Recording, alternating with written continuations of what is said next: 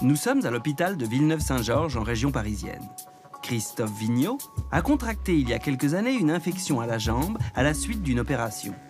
Il a été traité avec de puissants antibiotiques, mais le germe est toujours présent. Et aujourd'hui, très handicapé, il risque l'amputation. Bonjour docteur. Bonjour monsieur. Il a rendez-vous avec le docteur Patet, infectiologue, pour faire le point sur sa situation.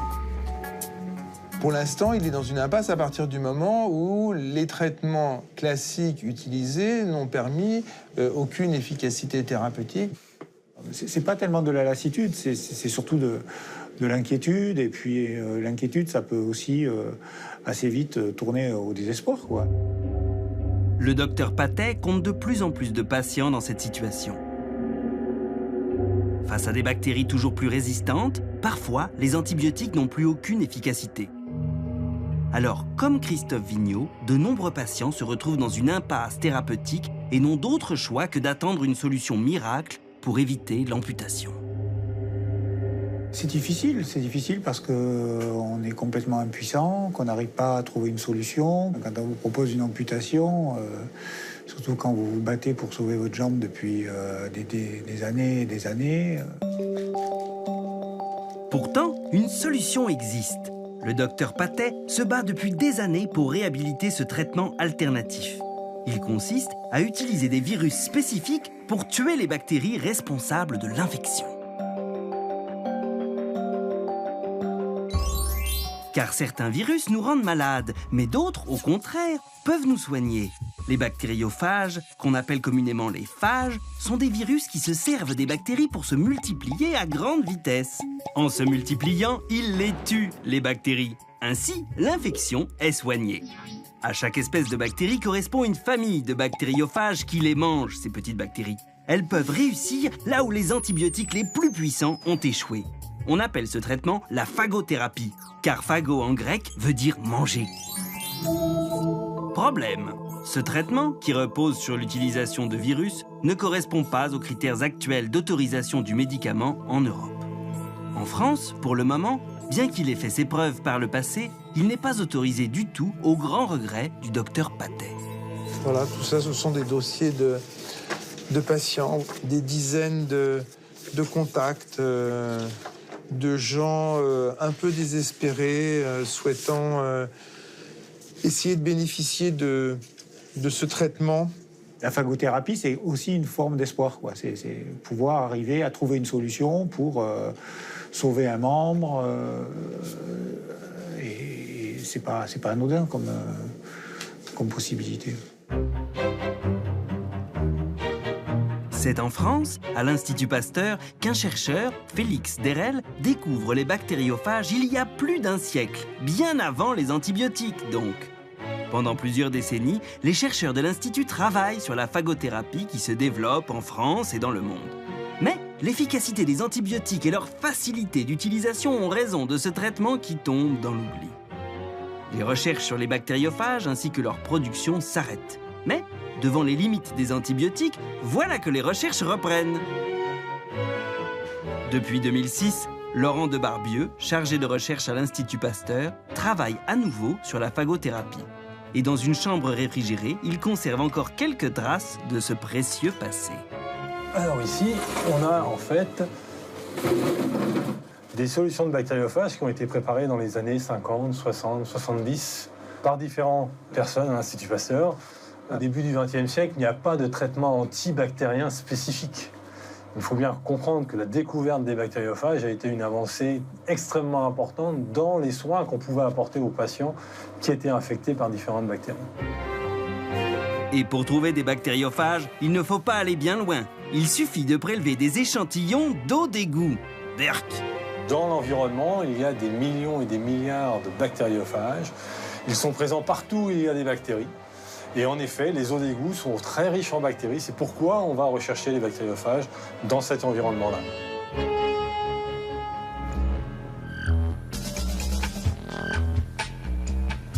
Le meilleur moyen de voir l'action des bactériophages est de cultiver des germes sur une boîte de pétri. Après quelques heures, la surface devient opaque sous l'effet de la multiplication des bactéries. On dispose alors des gouttes contenant des bactériophages Et quelques heures plus tard... Chaque surface sur laquelle nous avons déposé une goutte de bactériophage, on voit qu'il y a une destruction complète des bactéries. À chaque fois qu'un bactériophage va rencontrer une bactérie, il va pouvoir l'infecter et cette infection aboutit la plupart du temps à la destruction de la bactérie. Si on multiplie cet événement un grand nombre de fois vis-à-vis des populations bactériennes qu'on peut retrouver sur un site infectieux, comme une plaie infectée, on va s'apercevoir que les bactériophages vont permettre de détruire la quasi-totalité des bactéries, si ce n'est la totalité des bactéries présentes sur le site infectieux. Bonjour Perrine. Bonjour Laurent. Voilà les échantillons. Merci. Mais alors à quoi ressemblent ces étonnants virus qui ont le pouvoir de soigner les infections? Pour faire leur connaissance, il faut un microscope électronique. On y insère un tapis de cellules humaines infectées et en zoomant dans la matière, on découvre au cœur des tissus des bactéries en forme de bâtonnets et à leur surface, de petits points blancs. Ce sont des bactériophages. Bonjour. Ici, là, d'autres ici, qui sont accrochés à la surface des bactéries. Les bactériophages sont en train de prendre le contrôle de la bactérie et de s'y multiplier. Il leur suffit de quelques dizaines de minutes pour la faire exploser. Elle largue alors tout autour d'elle une multitude de nouveaux bactériophages. Dans les conditions optimales au laboratoire, il suffit de quelques heures à peine pour que les bactériophages détruisent la totalité des bactéries. Il est évident que face au problème de la résistance aux antibiotiques, ce type d'approche thérapeutique offre une lueur d'espoir aux patients qui sont dans l'impasse thérapeutique par manque de nouveaux antibiotiques. Un espoir qui passe d'abord par la reconnaissance de la phagothérapie comme traitement.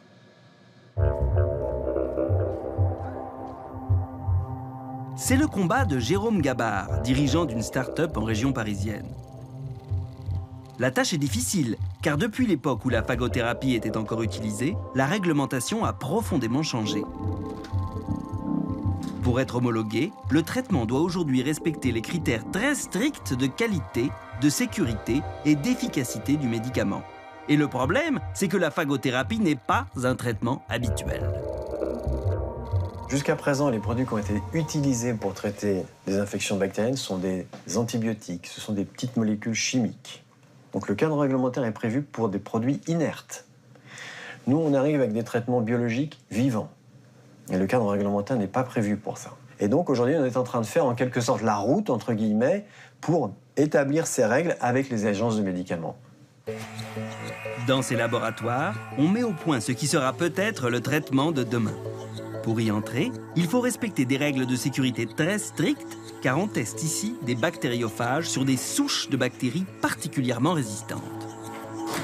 Tous les phages ne s'attaquant pas aux mêmes espèces de bactéries, il faut identifier leurs spécificités pour sélectionner les plus performants. Ces milliers de bactériophages conservés dans un congélateur serviront à élaborer des cocktails capables de vaincre les bactéries les plus coriaces, comme le staphylocoque doré ou l'Escherichia coli. Toutes ces démarches, pour donner à la phagothérapie le statut de traitement, sont longues. Et certains patients en impasse thérapeutique ne peuvent plus attendre. Il ne leur reste alors qu'une solution, se faire soigner dans l'un des quelques pays au monde où la phagothérapie est encore autorisée.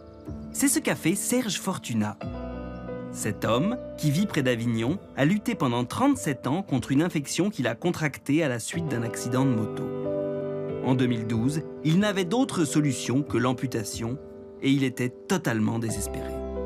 C'était la première fois de ma vie où je voulais plus avancer, quoi. Je voulais mourir. C'est alors qu'il apprend dans les médias l'existence de la phagothérapie et découvre qu'il peut se faire soigner en Géorgie. Et là, j'ai vraiment pris la décision de partir là-bas. Donc pour moi, c'était un espoir. C'était vraiment un espoir. Je me suis dit, pourquoi pas moi? Serge Fortuna s'envole alors pour Tbilissi, la capitale géorgienne, où il se fait soigner dans un centre local utilisant la phagothérapie. Il s'équipe d'une petite caméra pour filmer les médecins qui le soignent. Là, le docteur est en train de me nettoyer la plaie, de me faire des prélèvements. Et là, on voit l'infirmière qui vient de me mettre une gaz. On voit sur ces images l'application d'une compresse imbibée de bactériophages sur sa plaie infectée. On referme le pansement et chaque jour, on renouvelle l'opération. On a renouvelé l'opération pendant 20 jours. Et de jour en jour, on voit cette plaie qui se referme petit à petit. Les berges qui se rapprochent à une vitesse extraordinaire. Quelques mois plus tard, son médecin ne peut que constater la guérison de sa jambe. Il n'y a même plus d'infection. La dernière fois, je l'ai vu, il persistait. C'était un peu inflammatoire. Alors là, il n'y a plus rien, quoi. Je veux dire... Serge Fortuna devient donc un fervent défenseur de la phagothérapie. Il réalise un film sur le sujet et crée un site internet racontant son histoire. Il conseille les gens qui souhaitent bénéficier de ce traitement de la dernière chance qui, tout frais compris, revient à environ 5 000 €.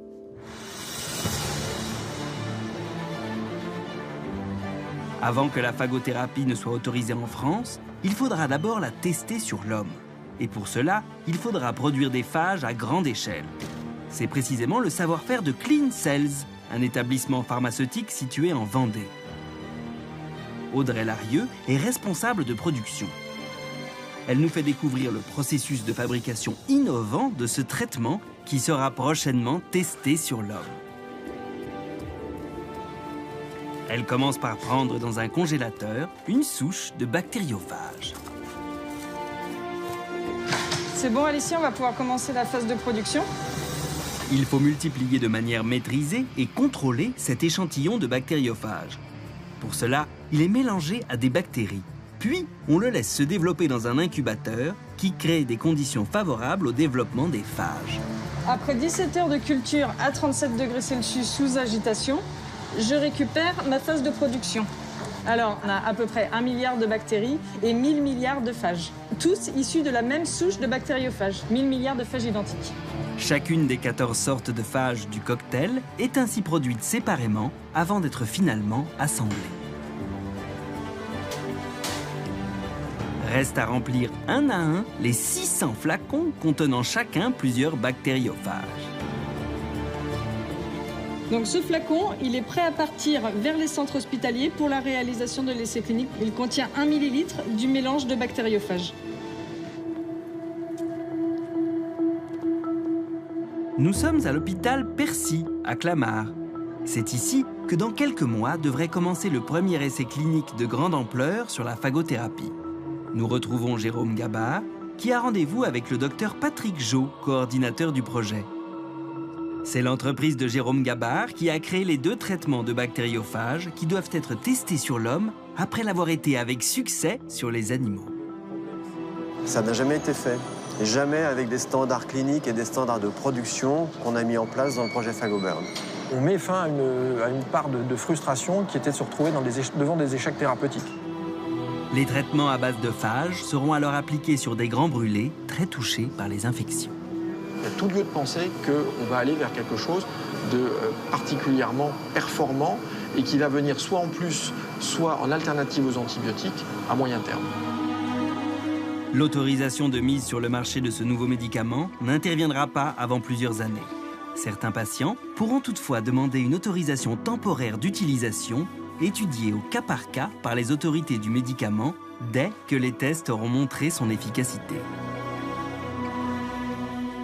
Si certains virus peuvent être nos amis, eh bien figurez-vous que certaines bactéries aussi. Sur arte.tv/futurmag, nous partons à la rencontre des 2 kilos de microbes qui peuplent notre corps, dans un zoo unique au monde, le zoo Micropia à Amsterdam.